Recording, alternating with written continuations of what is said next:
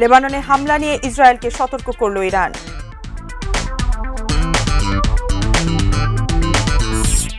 ইরানের পুনর্গঠনে তৈরি হচ্ছে $30,000 কোটি তহবিল। এবং রাশিয়া ও ইউক্রেনকে শান্তি চুক্তির আহ্বান ট্রাম্পের।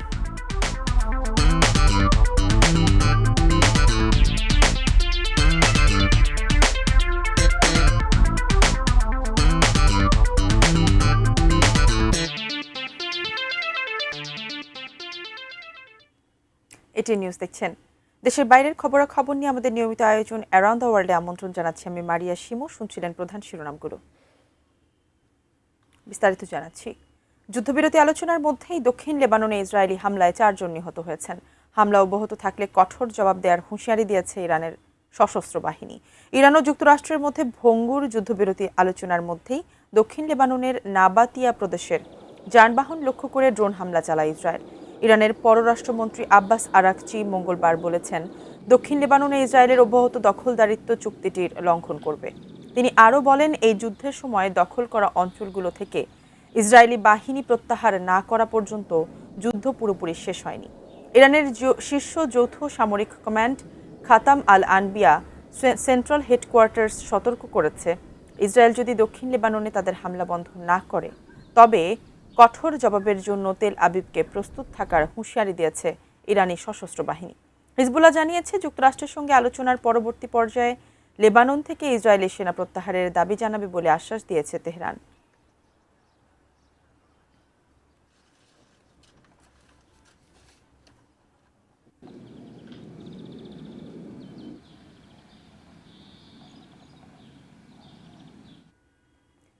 যুদ্ধ পরবর্তী ইরানের পুনর্গঠনের জন্য $30,000 কোটি একটি তহবিল তৈরি হচ্ছে। এরই মধ্যে তহবিলের অর্ধেকেরও বেশি অর্থ জোগাড়ও হয়ে গেছে। রয়টার্স জানিয়েছে, যুক্তরাষ্ট্র ও ইরানের প্রতিনিধিদের মধ্যে ইসলামাবাদ মেমোরেন্ডাম অব আন্ডারস্ট্যান্ডিং নামের 14 পয়েন্টের সমঝোতা চুক্তির একটি এই তহবিল গঠন। এর মূল উদ্দেশ্য হল যুক্তরাষ্ট্রের সঙ্গে একটি স্থায়ী শান্তি চুক্তির জন্য ইরানকে অনুপ্রাণিত করা। প্রেসিডেন্ট ট্রাম্প অবশ্য বলেছেন, ডিজিটাল মাধ্যমে এরই মধ্যে চুক্তি স্বাক্ষর করে ফেলেছে ওয়াশিংটন এবং তেহরান। 19 জুন জেনেভায় হবে আনুষ্ঠানিকতা।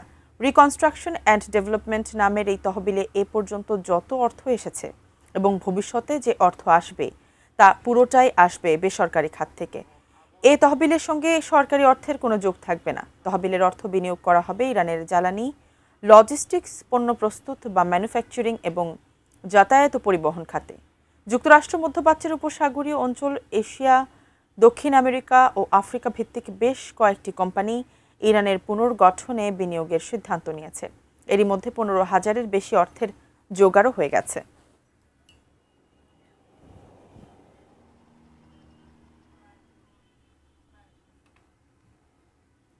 মার্কিন নৌবাহিনীর অবরোধের আওতাভুক্ত উপসাগরীয় এলাকা ইরানের কয়েকটি অপরিশোধিত তেলবাহী ট্যাঙ্কার অতিক্রম করেছে। তেল পরিবহন পর্যবেক্ষণকারী ওয়েবসাইট ট্যাঙ্কার ট্রাকার্স বুধবার এ তথ্য জানিয়েছে। সংস্থাটি এটিকে গত 2 মাসের মধ্যে ইরানের প্রথম অপরিশোধিত তেল রপ্তানি হিসেবে উল্লেখ করেছে। স্যাটেলাইট চিত্রের মাধ্যমে যাচাই করা ডিজিটাল ট্র্যাকিং তথ্যের উদ্ধৃতি দিয়ে ট্যাঙ্কার ট্র্যাকার্স সামাজিক যোগাযোগ মাধ্যম এক্সে দেয়া পোস্টে এ তথ্য জানায়। তারা বলছে, ন্যাশনাল ইরানিয়ান ট্যাঙ্কার কোম্পানি এনআইটিসি এর মালিকানাধীন ডায়োনা এবং হিরো 2 নামের অন্তত 2টি ভিএলসিসি সুপার ট্যাঙ্কার মার্কিন নৌবাহিনীর অবরোধ সীমা অতিক্রম করেছে। সংস্থাটির তথ্য অনুযায়ী জানা গেছে, এ জাহাজ দুটিতে প্রায় 38 লাখ ব্যারেল ইরানের অপরিশোধিত তেল রয়েছে। তেল পরিবহন ও মজুদ পরিস্থিতি পর্যবেক্ষণকারী এই সংস্থাটি আরও জানায়, এনআইটিসির তৃতীয় একটি ট্যাঙ্কারও অবরোধ সীমা অতিক্রম করেছে। ওই ট্যাঙ্কারে প্রায় 10 লাখ ব্যারেল ইরানি অপরিশোধিত তেল রয়েছে।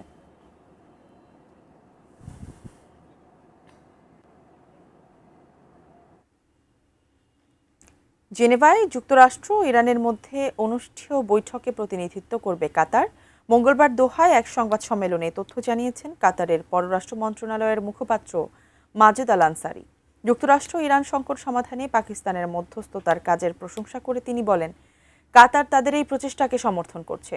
যুক্তরাষ্ট্র ও ইরান চলতি সপ্তাহের শেষ দিকে আনুষ্ঠানিকভাবে একটি যুদ্ধবিরতি চুক্তিতে স্বাক্ষর করবে। পাশাপাশি তেহরানের পরমাণু কর্মসূচি নিয়েও আলোচনা শুরু হতে পারে।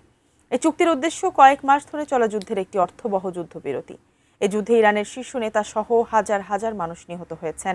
এছাড়া এই যুদ্ধের প্রভাবে বিশ্ববাজারে জ্বালানি ও খাদ্য সহ নিত্য প্রয়োজনীয় পণ্যের দাম ব্যাপকভাবে বৃদ্ধি পেয়েছে।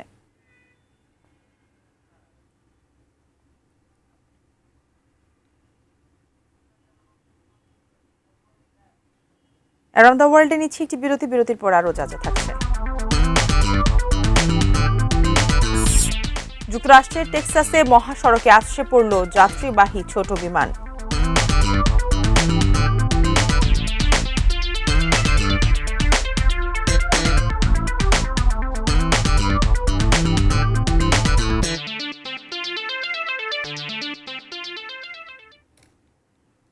বিরতির পর আবারও স্বাগত জানাচ্ছি অ্যারাউন্ড দ্য ওয়ার্ল্ডে।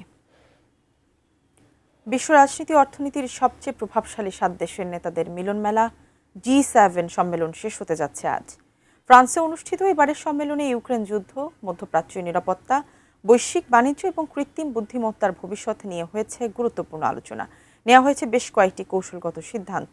এদিকে জেলেনস্কির সঙ্গে জোটটির নেতাদের বৈঠকের পর রাশিয়া ইউক্রেনকে শান্তি চুক্তির আহ্বান জানিয়েছেন মার্কিন প্রেসিডেন্ট ডোনাল্ড ট্রাম্প। আরও জানাচ্ছেন সঞ্জিদা সিলভিয়া। ফ্রান্সের এভিয়ান লেবা শহরে বিশ্বের সবচেয়ে গুরুত্বপূর্ণ ইস্যুগুলো নিয়েই মুখোমুখি হয়েছেন G7ভুক্ত দেশ যুক্তরাষ্ট্র, যুক্তরাজ্য, ফ্রান্স, জার্মানি, ইতালি, জাপান ও কানাডার নেতারা। মধ্যপ্রাচ্য ছিল সম্মেলনে আলোচনার অন্যতম প্রধান বিষয়। যুক্তরাষ্ট্র ইরান উত্তেজনা প্রশমনের পর হরমুজ প্রণালীতে নিরাপত্তা বজায় রাখা এবং বৈশ্বিক জ্বালানি সরবরাহ স্বাভাবিক রাখার উপর গুরুত্ব আরোপ করা হয় সম্মেলনে। দ্বিতীয় দিনে মঙ্গলবার ইউক্রেনের প্রেসিডেন্ট ভলোদিমির জেলেনস্কি বিশ্বের শীর্ষ অর্থনৈতিক শক্তিগুলোর নেতাদের সঙ্গে বৈঠক করেন। এ সময় তিনি মার্কিন প্রেসিডেন্ট ডোনাল্ড ট্রাম্প এবং পররাষ্ট্রমন্ত্রী মার্কো রুবিওর সঙ্গেও আলাদাভাবে আলোচনা করেন। বৈঠক শেষে সামাজিক যোগাযোগ মাধ্যম এক্সে জেলেনস্কি জানান, ইউক্রেনের আকাশ প্রতিরক্ষা ব্যবস্থা আরও শক্তিশালী করা এবং রাশিয়াকে যুদ্ধ বন্ধে বাধ্য করতে কূটনৈতিক চাপ বাড়ানোর বিষয়টি আলোচনায় গুরুত্ব পেয়েছে। অন্যদিকে মার্কিন প্রেসিডেন্ট ডোনাল্ড ট্রাম্প বলেন, রাশিয়ার উচিত ইউক্রেনের সঙ্গে একটি শান্তি চুক্তিতে পৌঁছানো। যুদ্ধবন্ধে সম্ভাব্য সব উদ্যোগ নেওয়ার কথাও জানান তিনি। রাশিয়া ইউক্রেন যুদ্ধে সমাধান সম্ভব উল্লেখ করে ট্রাম্প বলেন, এরই মধ্যে 8টি সংঘাত নিরসনে তিনি ভূমিকা রেখেছেন, যদিও তার এ দাবি নিয়ে বিভিন্ন মহলে বিতর্ক দেখা দিয়েছে। সম্মেলনের শেষ দিনের মূল আলোচনা জুড়ে থাকবে কৃত্রিম বুদ্ধিমত্তা এবং সামাজিক যোগাযোগ মাধ্যমের কারণে তৈরি হওয়া নানামুখী নিরাপত্তা ঝুঁকি। প্রযুক্তি খাতে কঠোর নিয়ন্ত্রণ ও নিরাপত্তা বৃদ্ধির পক্ষে অবস্থান নিয়েছে সদস্য দেশগুলো। এবারে G7 সম্মেলনের সিদ্ধান্তগুলো আগামী দিনে বৈশ্বিক নিরাপত্তা, অর্থনীতি এবং প্রযুক্তি খাতে গুরুত্বপূর্ণ প্রভাব ফেলতে পারে বলে মত বিশ্লেষকদের। Sanjida Sylvia, desk report, ATN news. যুক্তরাষ্ট্রের টেক্সাস অঙ্গরাজ্যের লারেডো শহরের মহাসড়কে আছড়ে পড়েছে একটি ছোট আকারের যাত্রীবাহী উড়োজাহাজ। এই দুর্ঘটনায় সেই উড়োজাহাজটির 6 জন যাত্রীর মধ্যে একজন নিহত হয়েছেন। স্থানীয় সময় মঙ্গলবার রাত 10টার পর লারেডো শহরের লুপ 20 নামের মহাসড়কে এই দুর্ঘটনা ঘটে। সামাজিক যোগাযোগ মাধ্যমে ছড়িয়ে পড়া ভিডিওতে দেখা গেছে উড়োজাহাজটি মহাসড়কের এক পাশের ব্যারিয়ারে বিধ্বস্ত হয়েছে। বিমানটি যখন আছড়ে পড়েছিল সে সময় নিজের স্বামী ও সহকর্মীদের নিয়ে ওই সড়ক দিয়ে গাড়ি চালিয়ে যাচ্ছিলেন জায়রা গার্জা নামের এক রূপসজ্জা কর্মী। তিনি এবং তার সহকর্মীরা এই প্রথম বিধ্বস্ত বিমানটিকে দেখেছিলেন এবং দুমড়ে মুচড়ে যাওয়া সেই বিমানটির ভিডিও ধারণ করে সামাজিক যোগাযোগ মাধ্যমে ছড়িয়ে দিয়েছিলেন।